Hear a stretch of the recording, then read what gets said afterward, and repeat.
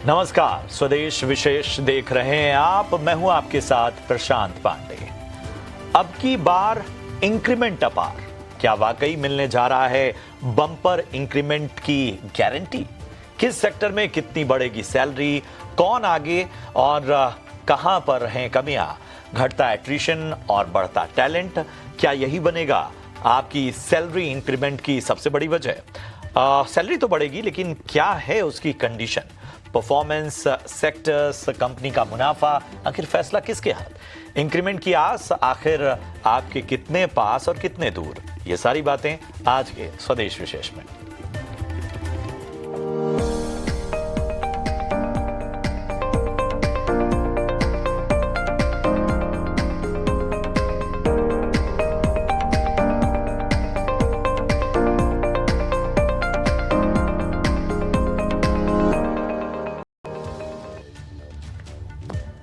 जी हां, देश में सैलरी और इंक्रीमेंट को लेकर अब तस्वीर साफ होने लगी है। मर्सर और एऑन की जो ताजा रिपोर्ट्स हैं वो आसपास नजर आ रही हैं। ये दोनों ही प्लेटफॉर्म्स जो हैं वो आमतौर पर जॉब ट्रेंड्स, इंक्रीमेंट के ट्रेंड्स, एट्रिशन और इस तरह के तमाम जो आंकड़े हैं उनका सर्वे करते हैं और उसको सामने रखते हैं, और जो बड़े संकेत होते हैं उनके बारे में रिपोर्ट छापते हैं। 2026 में भारत के कर्मचारियों के लिए राहत भरी खबर है। मर्सर की रिपोर्ट सबसे पहले आपको बताते हैं कि ये रिपोर्ट कहती क्या है। तो ये रिपोर्ट बताती है कि 2026 में भारत में औसतन 9% सैलरी इंक्रीमेंट का अनुमान है। 2025 में भी सैलरी बढ़ोतरी हाई सिंगल डिजिट में रही, यानी कि भारत लगातार बेहतर परफॉर्म कर रहा है। खास बात यह है कि ऑटोमोबाइल और आईटी कंपनियां इस ग्रोथ में आगे हैं। ग्लोबल लेवल पर तुलना करें तो भारत की स्थिति फिलहाल मजबूत नजर आ रही है, न सिर्फ जीडीपी के आंकड़े बल्कि जॉब ट्रेंड्स में भी। जहां यूएस, यूरोप और जापान में सैलरी ग्रोथ 2 से 4% के बीच सीमित रहने की का अनुमान जताया जा रहा है, तो इस भारत में जो है वो तमाम जो सर्वे हैं वो बेहतर ट्रेंड्स इशारा कर रहे हैं। अब बात करते हैं एऑन के एक सर्वे की। एऑन के मुताबिक भी 2026 में भारत में जो औसतन वेतन वृद्धि है वो 9% रह सकती है। इस सर्वे में 1000 से ज्यादा कंपनियां और 45 अलग अलग इंडस्ट्रीज शामिल रहीं। वैश्विक अनिश्चितताओं के बावजूद भारत की आर्थिक स्थिति को मजबूत बताया गया है। हालांकि रिपोर्ट ये साफ कहती है कि जो इंक्रीमेंट है वो सभी सेक्टर्स में समान नहीं होने वाली है। तो इन तमाम पहलुओं को आज हम चर्चा में अपने शामिल करेंगे, और आज हमारे साथ बेहद खास मेहमान भी चर्चा में जुड़ रहे हैं। मैं परिचय करा दूं, हमारे साथ टीम लीज डिजिटल की सीईओ नीति शर्मा इस चर्चा में शामिल हो रही हैं। नीति जी, बहुत बहुत स्वागत आपका। अच्छा लग रहा है आपको चर्चा में शामिल करते हुए। हमारे साथ जाने माने करियर काउंसलर गौरव घई हैं। गौरव, आपका भी बहुत बहुत स्वागत। इसके अलावा हमारे साथ हमेशा हमारे कार्यक्रमों की शोभा बढ़ाने वाली जानी मानी करियर कोच धैर्या गंगवानी भी जुड़ चुकी हैं। धैर्या, आपका भी बहुत बहुत स्वागत। और हमारे साथ मिताली निकोरे हैं, जानी मानी इकोनॉमिस्ट। मिताली, आपका भी बहुत बहुत स्वागत। तो चर्चा की जो शुरुआत है वो नीति जी मैं आपसे करूंगा। आप भी इन तमाम ट्रेंड से गुजरी होंगी, और ये जो इंक्रीमेंट की रिपोर्ट्स आती हैं ये एक तरह का कहीं ना कहीं ट्रेंड्स भी बताती हैं कि एक आउटलुक क्या हो सकता है। लेकिन हमें बताइए कि रिपोर्ट्स का एक साइज है, रिपोर्ट्स का एक दायरा है, लेकिन आप तो इस पूरे जॉब सेक्टर को बड़े करीब से देख रही हैं। तस्वीर क्या इतनी बेहतर है जितनी ये रिपोर्ट इशारा कर रही हैं, या आपको लगता है कि कई सारे चैलेंजेस अभी बने हुए हैं? जी प्रशांत, एक्चुअली जो 9% दोनों ये रिपोर्ट्स कह रही हैं और हमारा भी जो प्राइमरी डेटा वही कहता है कि देखिए 2025 में भी जो इंक्रीमेंट्स हुए थे वो 8 और 9% के बीच में हुए थे। तो जो 2026 की बात हो रही है उसमें इंक्रीमेंट्स होंगे 9%, 9.2, 9.3 तक भी जा सकते हैं, और ये स्टैंडर्ड इंक्रीमेंट्स, हम एवरेज की बात कर रहे हैं।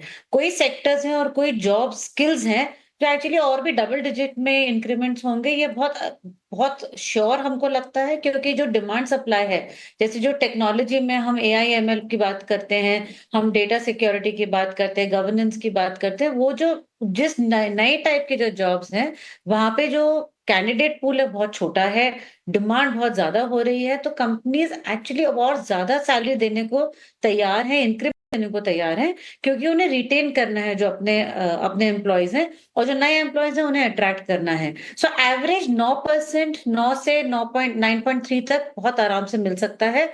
मुझे नहीं लगता है कि उससे कम होगा, which is obviously better than the past few years. चलिए, तो अच्छी बात है कि जिस तरह का डेंट काफ़ी वक्त से देखा जा रहा था, और इसमें जिस तरह से नीति ने बताया भी कि एट्रिशन बहुत बड़ा रोल प्ले किया, कि किस तरह से अब टैलेंट रिटेंशन और बाकी चीज़ों पर कंपनियां फोकस कर रही हैं, और इस हिसाब से वो कहीं ना कहीं एक बेहतर माहौल देना चाहती हैं, और अमूमन जो है वो इंक्रीमेंट उसका सबसे बड़ा पैमाना होता है। मैं धैर्य आपके पास आना चाहूँगा।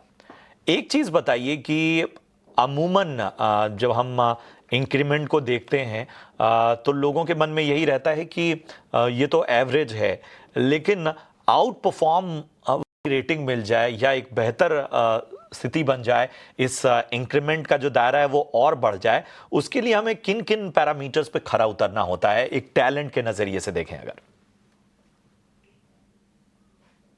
बहुत इम्पोर्टेंट पॉइंट रेज किया है इधर। जहां तक हम फिगर्स की बात कर रहे हैं, आंकड़ों की बात कर रहे हैं, ये एवरेज नंबर्स हैं। 8 to 9% तो होगी ही, जैसे कि मैम ने कहा।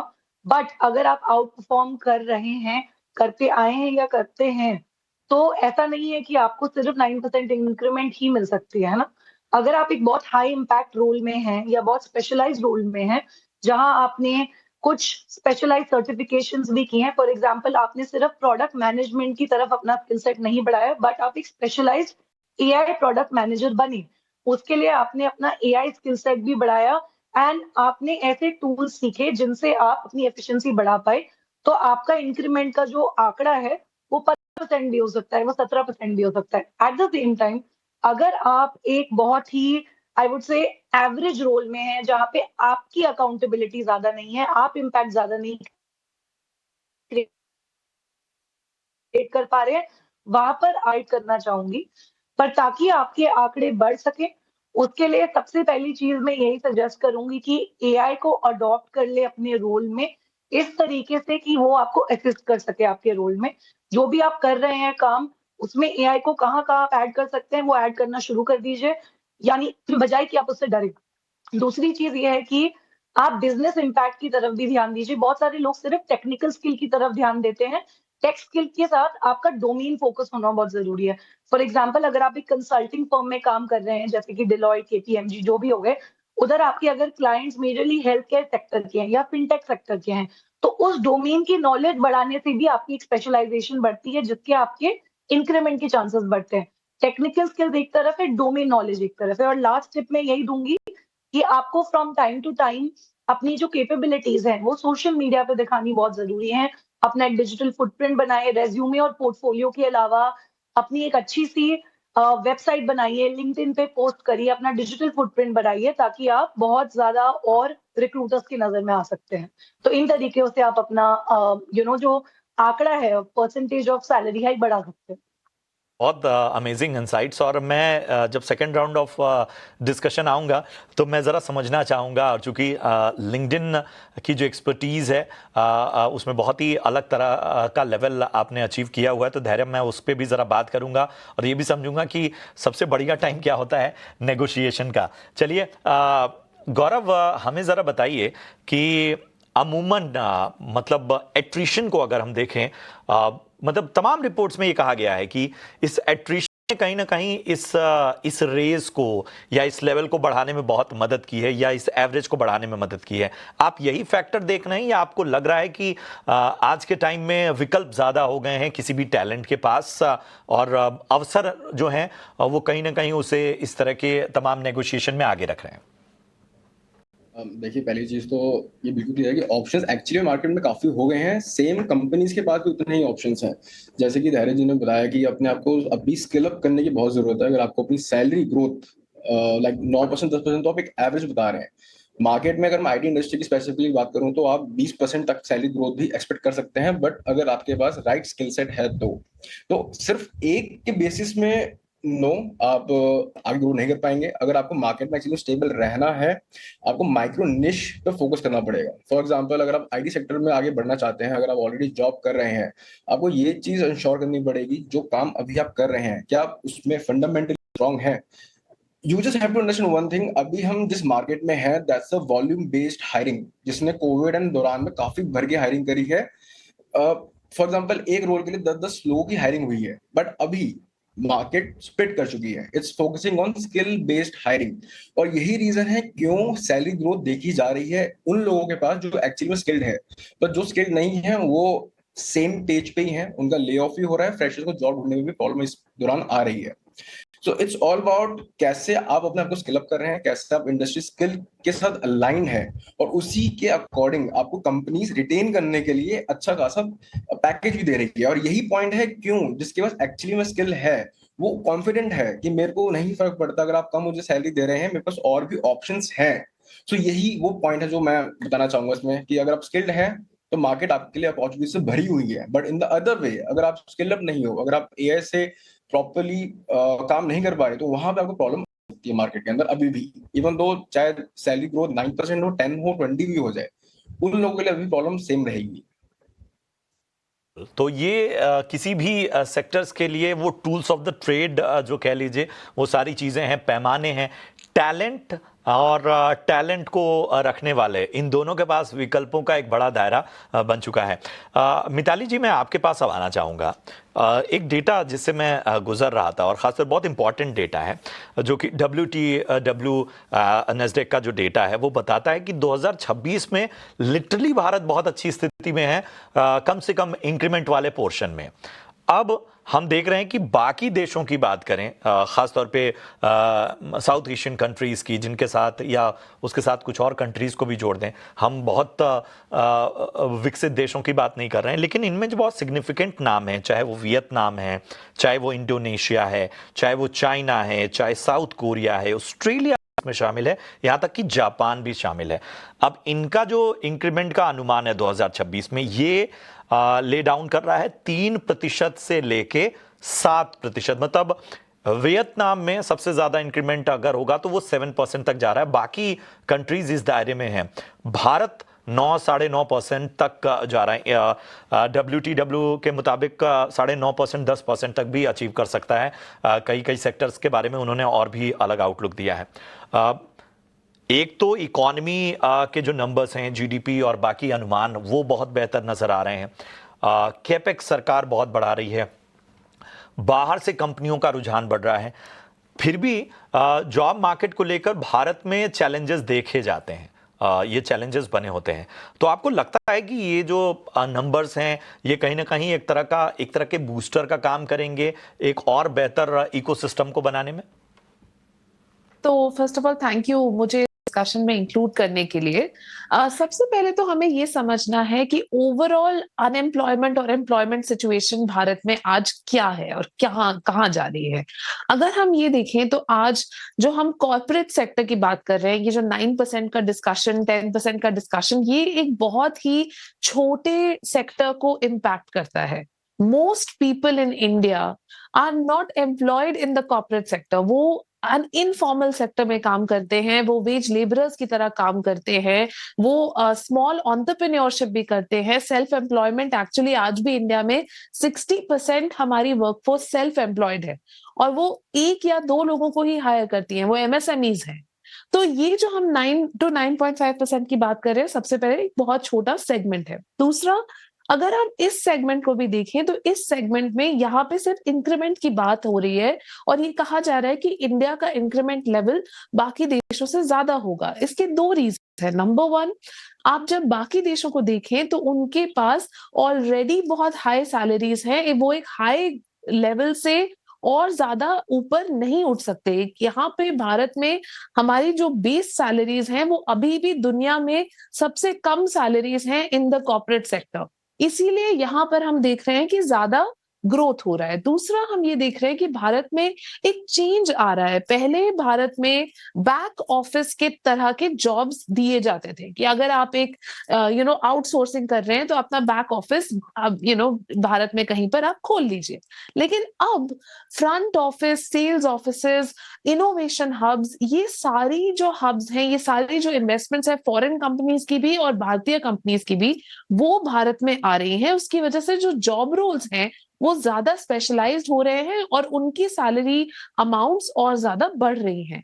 ये जो एवरेज नंबर आपने दिखाया है 9% का, ये एक और चीज छुपाता है, वो ये है कि जो ग्रोथ एट द टॉप और जो डिक्लाइन एट द बॉटम, ये दोनों चीजें एक साथ भी हो सकती हैं इवन विद 9% ग्रोथ, क्योंकि आपकी सीईओज की, सीनियर मैनेजमेंट की, इनकी सैलरीज बहुत ज्यादा फास्ट ग्रो कर रही हैं क्योंकि ऑब्वियसली इस सेगमेंट में टैलेंट की बहुत शॉर्टेज है। लेकिन जो नीचे वाला टैलेंट है, जो हमारे एंट्री लेवल टैलेंट है, वहां पे हम देख रहे हैं कि सैलरीज एक्चुअली गिर रही हैं क्योंकि उनको आर्टिफिशियल इंटेलिजेंस के साथ compete करना पड़ रहा है और क्योंकि उनकी जो स्किलिंग हो रही है और जिन स्किल्स के साथ वो वर्कफोर्स में आ रहे हैं वो उतनी वर्कफोर्स के लिए सुटेबल नहीं है।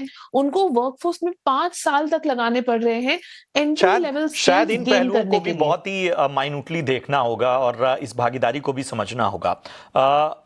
नीति मैम, हमें जरा ये बताइए कि मैन्युफैक्चरिंग में अगर एक बेहतर ग्रोथ है और तौर पर ये ट्रेंड्स हर तरफ यही इशारा कर रहे हैं कि वहां पर जो इंक्रीमेंट होगा वो सबसे बेहतर नजर आएगा। आईटी सेक्टर की अगर हम बात करें तो क्या जो चैलेंजेस दिख रहे थे ऑटोमेशन की वजह से, आर्टिफिशियल इंटेलिजेंस की वजह से, क्या वो अभी भी बरकरार हैं? देखिए, एक्चुअली चैलेंजेस तो हैं। हम रोज सुन रहे हैं कि इस आईटी कंपनी ने 100 लोगों को निकाल दिया, दूसरे ने हजारों को निकाल दिया। और वो क्यों हो रहा है? जैसे मिताली कह रही थी कि जो अभी स्किल सेट जो रिक्वायरमेंट है, जो ले ऑफ हो रहा है, वो क्योंकि स्किल सेट फ्यूचर के रिक्वायरमेंट नहीं है, इसलिए ले ऑफ हो रहा है। और दूसरी तरफ जो हाई डिमांड है, न्यू स्किल सेट है, न्यू टेक्नोलॉजीज है, उसमें रेकरिंग एम्प्लॉयमेंट की रिक्वायरमेंट बढ़ते जा रही है।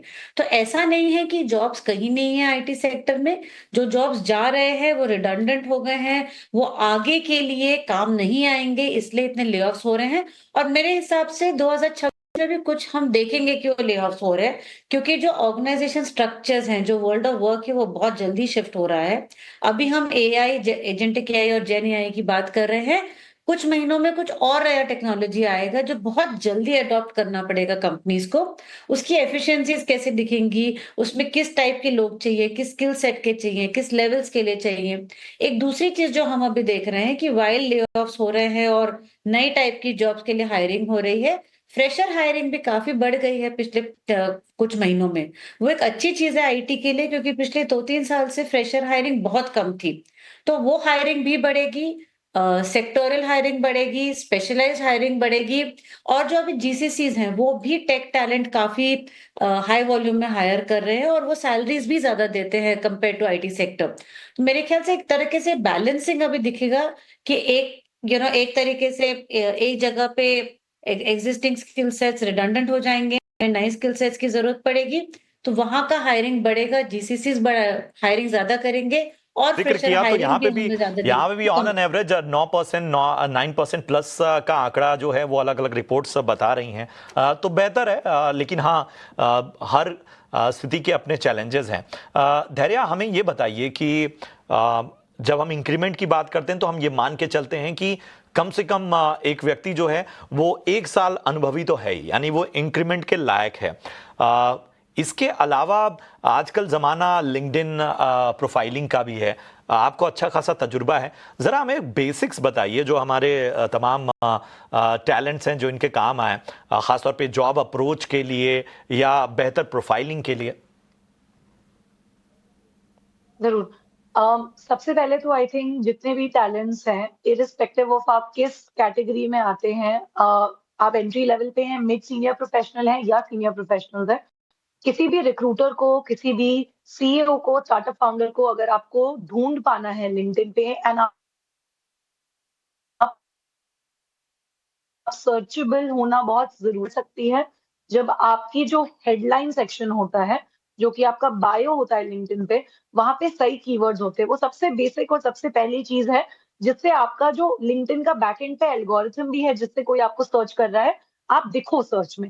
फॉर एग्जाम्पल, अगर मैं आज एक एग्जाम्पल ले लेते, डेवऑप्स इंजीनियर हायर करना चाहती हूँ, तो डेवऑप्स इंजीनियर तो एक कीवर्ड है जिससे मैं टैलेंट को ढूंढूंगी ही ढूंढूंगी, as a recruiter, as an HR, etcetera. तो सबसे पहली चीज, आपकी बायो में कौन सी कीवर्ड्स डली हुई हैं, कौन सी आपने हेडलाइन में चीजें डाली है, बहुत इंपॉर्टेंट है। तो कोशिश कीजिए technical skill set plus business skill set plus tools, इनका एक कॉम्बिनेशन आप मिक्स करके अपनी हेडलाइन में डालें ताकि आपकी विजिबिलिटी बढ़े। दूसरी टिप है कि आप लिंक्डइन पे जो कोर्स सर्टिफिकेशंस करते हैं, या आउटसाइड आपका कोर्स स्किल सेट भी कोई सर्टिफिकेशन करते हैं, कोई कोर्स करते हैं, कोई माइक्रो लर्निंग कोर्स लेते हैं, सिर्फ उसके बारे में ये पोस्ट कर देना कि मैंने ये कोर्स किया है और मैंने ये सीखा, हेल्प नहीं करता है। ये वो जमाने गए। या सिर्फ उसको अपडेट कर देना लिंक्डइन पे हेल्प नहीं करेगा, उसकी एक्चुअली एप्लीकेशन दिखाना बहुत जरूरी है।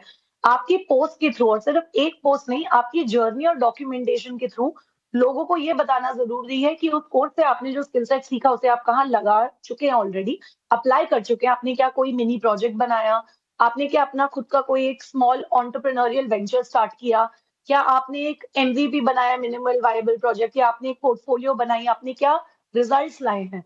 तो एप्लीकेशन दिखाना ज्यादा इंपॉर्टेंट है एक कोर्स के थ्रू, ना कि सिर्फ ये मैंने कोर्स किया लिंक्डइन पे, वो आप काम नहीं करता है। और पोस्ट करना रेगुलरली बहुत इंपॉर्टेंट है। लास्ट चीज है जो मैं बोलना चाहूंगी, आप जो भी कर रहे हैं, जो भी सीख रहे हैं अपनी करंट जॉब में, अपने बॉसेस कॉलीग से, आप किसी मीटअप में जाते हैं, आप कुछ सीखते हैं, आप यूट्यूब पे कोई वीडियो देख रहे हैं, आप कुछ सीखते हैं, जो भी आप छोटी छोटी चीजें कर रहे हैं अपनी स्किल अपस्किलिंग की तरफ या स्किल सेट बढ़ाने की तरफ, ये प्रोफाइल बिल्डिंग का एक पार्ट है। उसको बहुत कैसे दर्शाना है लिंक्डइन पे, वही एक डिफरेंस आ जाता है between a normal employee and somebody जिसका एक अच्छा पर्सनल ब्रांड बनता है। और एक बार आप ये चीजें कर लेंगे, आपका पर्सनल ब्रांड जब बढ़ जाता है धीरे धीरे, तो आपको खुद अपॉर्चुनिटीज मिलने लगती है लिंक्डइन पे। मेरे ख्याल से ये इंसाइट्स बड़े काम की हैं। हम इसको अलग से डिजिटल वर्ल्ड पे स्प्रेड करेंगे ताकि अगर किसी से कोई बात छूट जा रही है तो रिविजिट कर सके। गौरव, हमें बताइए फ्रेशर्स की जो हायरिंग है, और ख़ास तौर पे अगर मैं देखूं तो जो फ्रेशर्स 2025-26 में जॉब मार्केट में एंट्री ले रहे हैं, उनके लिए क्या टिप्स होगी? और ये मैं इसलिए भी पूछ रहा हूं क्योंकि एक नैरेटिव ना जेनजी को लेके मैं देख रहा हूं कि बड़ा नेगेटिव हो गया है। मतलब बहुत बहुत सीधा बेबाक बोल रहा हूं। हर दिन हम कुछ वीडियो ऐसे देख रहे हैं, हर दिन कुछ ऐसे पोस्ट देख रहे हैं जहां पर देखा जा रहा है कि भाई जेनजी तो बहुत ही इस जॉब इकोसिस्टम में फिट नहीं बैठ रहे हैं। तो ऐसे में जो एक एस्पायरिंग कहीं ना कहीं प्रोफेशनल्स हैं जो एंट्री करना चाहते हैं, उनके लिए अहम टिप्स आप क्या देंगे? सबसे पहले तो अगर फ्रेशर को आज की डेट में कॉर्पोरेट सेक्टर में एंटर करना है, फिर चाहे आईटी हो या कोई भी इंडस्ट्री हो, आपको अपने करंट स्किल सेट के फंडामेंटल्स को क्लियर करना पड़ेगा। सबसे बड़ी प्रॉब्लम यही आ रही है फ्रेशर्स में कि उनको फंडामेंटल्स ही क्लियर नहीं है। उनको यही नहीं पता कि एक्चुअली में जिस रोल के आप अप्लाई कर रहे हैं उसमें काम करना क्या होता है। और इसमें सबसे बड़ी प्रॉब्लम हमारे एजुकेशन सिस्टम की भी है, फिर चाहे वो कॉलेज हो, स्कूल्स हो, जिसके अंदर ये चीज नहीं सिखाई जा रही। अगर आज की डेट में कोई बीटेक का बच्चा पास आउट हो रहा है, आप उससे पूछ लो आपको क्या बनना है, वो बस ये कहता है मेरे को जॉब दे दो, कोई भी जॉब रोल चलेगा। ये एक रीजन है कि क्यों जॉब मार्केट में आपको वो तरह से रिस्पांस नहीं मिलेगा जो एक्सपेक्ट कर रहे हैं। दूसरी सेकंड पॉइंट मैं ये बताना चाहूंगा, अगर एक्चुअली में एआई मार्केट इस जॉब मार्केट में जाना है, स्किल अप विद एआई, इसका मतलब ये नहीं कि आपको सिर्फ एआई ही सीखना है। जो भी आप अपने प्रोफेशन में जाना चाहते हो, एज अ डेटा एनालिस्ट या फिर as a HR, make sure उस डोमेन के जो की टूल्स हैं जो आपको प्रोडक्टिव बनाते हैं उस पर्टिकुलर डोमेन के अंदर, वो सीखे। इसे बोलते हैं माइक्रो स्किल्स। पहले टाइम था मैक्रो स्किल्स सीखने का, बट अब आज की डेट में अगर आपको माइक्रो स्किल्स आते हैं, एक स्पेसिफिक टूल अच्छी तरह चलाना आता है, फिर चाहे वो कुछ भी हो सकता है, कोई भी एआई टूल, आपको जॉब मार्केट में अच्छा रिस्पॉन्स विद गुड सैलरी मिलेगा ही मिलेगा। थर्ड चीज मैं यही कहना चाहूंगा, अगर आप एज अ फ्रेशर मार्केट के अंदर जा रहे हो, थोड़ा सा आपको स्ट्रेटेजिकल प्ले करना पड़ेगा। यू कांट एक्सपेक्ट कि आपने सिर्फ एक अप्लाई कर दिया और सिट बैक होके आप बस एक्सपेक्ट करेंगे कि आपको इंटरव्यू कॉल आ जाएगा, बिकॉज मार्केट में ऑलरेडी डिमांड काफी ज्यादा है। So one of the best way is LinkedIn, which I think धैर्य ऑलरेडी मेंशन। आपने अगर किसी कंपनी के अंदर अप्लाई कर दिया है, सो वहीं पे आपको लाइक होता है कंफर्ट सेक्टर में नहीं जाना है, connect with the HR over LinkedIn. अपने प्रोजेक्ट्स, अपने सर्टिफिकेशन भी अचीव किया, स्टार्ट मेंशनिंग ओवर लिंक्डइन ताकि वो हाईलाइट भी हो मार्केट के अंदर। ये कुछ मेन टिप्स जो मैं फ्रेशर्स को देना चाहूंगा अगर आज की डेट में आपको जॉब मार्केट के अंदर जाना है। Work on your micro skills. अहम बात, और शायद ये बड़े काम की चीज़ है। चर्चा अच्छी चल रही है, और मैं मिताली आपके पास आना चाहूँगा। हमको ये मानना होगा कि हम कितना भी क्रिटिसाइज़ कर लें जेनजी को, और आजकल तो चलन बन गया है जो कि ठीक नहीं है, मेरे लिहाज से तो ये ठीक नहीं है। हम शायद अपने लंबे चौड़े अनुभव से एकदम फ्रेशर आए हुए बच्चे को अगर हम जज कर रहे हैं और तुरंत उसके बारे में नैरेटिव बना रहे हैं तो शायद ये ठीक नहीं है। हर एज की अपनी सिंसियरिटी और नॉन सिंसियरिटी दोनों होती है, लेकिन कितना इंपॉर्टेंट होता है किसी भी इकोसिस्टम के लिए फ्रेशर्स का होना, उनका एक तरह का बैलेंस बनाना। जी, ये बहुत ही अच्छा सवाल पूछा आपने, और मैं ये कहूंगी कि एक तो हमारी जो संस्था है निकोर एसोसिएट्स, हमारी संस्था में केवल जेनजी ही हैं। हमारी 100% एम्प्लॉयमेंट जेनजी है, सिवाय मुझे छोड़ के। तो मैं कहूंगी कि आजकल मैं तो जेनजी पर एक्सपर्ट हो चुकी हूँ, इतने सारे बच्चों को हमने ओवरसी करा है। मैं ये कहूंगी कि ओवरऑल अगर हम इकोसिस्टम की बात करें तो ये बहुत इश्यूज हैं जो जेनजी फेस करते हैं जब वो हमारे यहाँ आते हैं काम करने के लिए। एक तो बेसिक स्किल्स की बहुत प्रॉब्लम है, और ये इसीलिए है, इसलिए नहीं है कि वो अपने आप को अप्लाई नहीं कर रहे हैं, बट इसलिए है क्योंकि हमारे करिकुलम्स, हमारी जो पेडागॉगी है, हमारे को यूनिवर्सिटी में जो एजुकेशन मिल रही है, वो एक तरह से हमारी जो इंडस्ट्री की रिक्वायरमेंट्स है उसके साथ पूरी तरह से अलाइन नहीं है। मैंने दिल्ली यूनिवर्सिटी और बहुत सारी यूनिवर्सिटीज के बच्चों के साथ बात करी है, और उन्होंने हमें यही कहा है कि हमने एक बार भी Microsoft Word, Microsoft Excel, PowerPoint, ये जो बेसिक टूल्स होते हैं जो हम वर्क प्लेस में एवरी डे यूज करते हैं, ये भी उन्होंने नहीं खोले हैं एक बार भी जब वो कॉलेज में होते हैं, एक्सेप्ट कि उनके बाहर के इंडस्ट्री असाइनमेंट्स होते हैं। तो ये एक बहुत बड़ी प्रॉब्लम है कि हम even basic literacy, digital literacy skills अपने कॉलेज के बच्चों में उतना नहीं देख रहे हैं। दूसरा इशू ये है कि हमें ये देखना है कि सॉफ्ट स्किल्स, एक उस टाइम पर जब हम आते हैं फर्स्ट टाइम जॉब में, तो सॉफ्ट स्किल्स भी बहुत जरूरी होती हैं, और इन सॉफ्ट स्किल्स को सिखाना भी यूनिवर्सिटीज का और एजुकेशनल इंस्टीट्यूशंस का एक तरह से रिस्पॉन्सिबिलिटी बनता है। लास्ट में ये कहना चाहूंगी, अगर हम इंपॉर्टेंस देखें of youth to the work place, ये बहुत बड़ी बात है, क्योंकि आप आज देखिए इतने सारी कंट्रीज हैं यूरोप में, यूके में, जहां पे यंग लोग नहीं है, और इमिग्रेशन के थ्रू वो यंग टैलेंटेड और एजुकेटेड लोगों को अपने यहाँ ला रहे हैं। और शायद इन सारी चीजों को इस तरह से देखना होगा कि एक संतुलन जो है बहुत आवश्यक है, और जाहिर सी बात है वो जोश भी हमें चाहिए, वो स्थिरता भी चाहिए, और शायद वो नए और पुराने का जो तालमेल है वही किसी इकोसिस्टम को बेहतर बनाता है। अच्छी चर्चा रही है, और मेरे पास इतना ही समय था, हालांकि ये ऐसा वास्ट सब्जेक्ट है कि और आगे बढ़ सकता है। थैंक यू सो मच अपने तमाम एक्सपर्ट्स का मैं करूंगा, धैर्य, इसके अलावा नीति मैम, हमारे साथ मिताली जुड़ी हैं, और गौरव आपका भी बहुत बहुत शुक्रिया आपके अमेजिंग इंसाइट्स के लिए। उम्मीद करते हैं कि चर्चा आपको पसंद आई हो। फिलहाल हमें दीजिए इजाजत, आप देखते रहिए ET Now स्वदेश। नमस्कार।